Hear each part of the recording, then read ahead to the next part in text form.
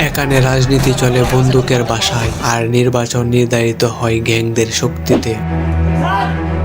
ভারতের বিহার ও ঝাড়খণ্ড, যেখানে কয়লা শুধু জ্বালানি নয় বরং ক্ষমতার উৎস। এ গল্প কোনো কল্পনা নয়, এটি অপরাধ, রাজনীতি আর চাঁদাবাজির বাস্তব ইতিহাস থেকে জন্ম নেওয়া এক ভয়ঙ্কর কাহিনী, গ্যাং অফ ওয়াসিপুর। বিহার ও ঝাড়খণ্ড অঞ্চলে কয়লা খনি বহু বছর ধরে ছিল অপরাধীদের নিয়ন্ত্রণে। ঠিকাদার, ব্যবসায়ী, রাজনীতিবিদ সবাইকে দিতে হতো চাঁদা। যে গ্যাং সবচেয়ে শক্তিশালী, নির্বাচনেও তারাই জয়ী। এই বাস্তবতার মাঝেই জন্ম নেয় এক নতুন গ্যাং, যার নেতৃত্ব দেন সর্দার খান। সর্দার খানের উত্থান। সর্দার খান একজন সাধারণ মানুষ থেকে ভয়ঙ্কর গ্যাংস্টার হয়ে ওঠে। তার লক্ষ্য একটাই, কয়লা মাফিয়া এবং রাজনীতির উপর নিজের আধিপত্য প্রতিষ্ঠা। তিনি বুঝে যায় রাজনীতিকে নিয়ন্ত্রণ করতে হলে বন্দুক আর চাঁদাবাজি সবচেয়ে বড় অস্ত্র। ধীরে ধীরে সে তৈরি করে নিজের গ্যাং, আর শুরু হয় রক্তক্ষয়ী সংঘর্ষ।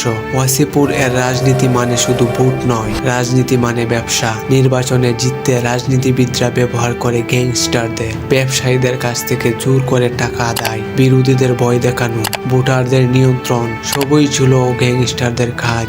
এখানে আইন ছিল দুর্বল, কিন্তু বন্দুক ছিল শক্তিশালী। প্রতিশোধ ও ক্ষমতার লড়াই। সর্দার খানের মৃত্যুর পর শুরু হয় নতুন যুদ্ধ। তার ছেলে ফাইজল খান বাবার অসমাপ্ত লড়াই চালিয়ে যায়, প্রতিশোধ নেয় শত্রুদের বিরুদ্ধে। আপনাদের জ্ঞাতার্থে কয়েকটি অতিরিক্ত তথ্য দেই। সিনেমাটি ঝাড়খণ্ডের ধানবাদ এলাকা আসল কয়লা মাফিয়া এবং গ্যাং ওয়ারের উপর ভিত্তি করে তৈরি। ফয়জল খান চরিত্রটি ফাহিম খান নামক একজন বাস্তব গ্যাংস্টারের উপর ভিত্তি করে তৈরি, যিনি আজও জেলে বন্দী আছেন। বলা হয়েছে সিনেমাটি নাকি ৮০% ঘটনাই নাকি বাস্তব থেকে অনুপ্রাণিত। মুক্তির সময় সিনেমাটি অনেক বিতর্কের মুখে পড়ে, এমনকি মুসলিম সম্প্রদায়কে নৈতিবাচক উপস্থাপনের অভিযোগে কাতার ও কুয়েতে এটি নিষিদ্ধ করা হয়। যাই হোক, এইটা আরেকটা বিষয়, এটা না হয় আরেকদিন আলোচনা করব। শেষ কথা হচ্ছে, ক্ষমতার লড়াইয়ে কেউ শেষ পর্যন্ত নিরাপদ থাকে না। এখানে বন্ধুত্ব নেই, আছে শুধু স্বার্থ আর বিশ্বাসঘাতকতা। গ্যাং অফ ওয়াসিপুর শুধু একটি সিনেমা নয়,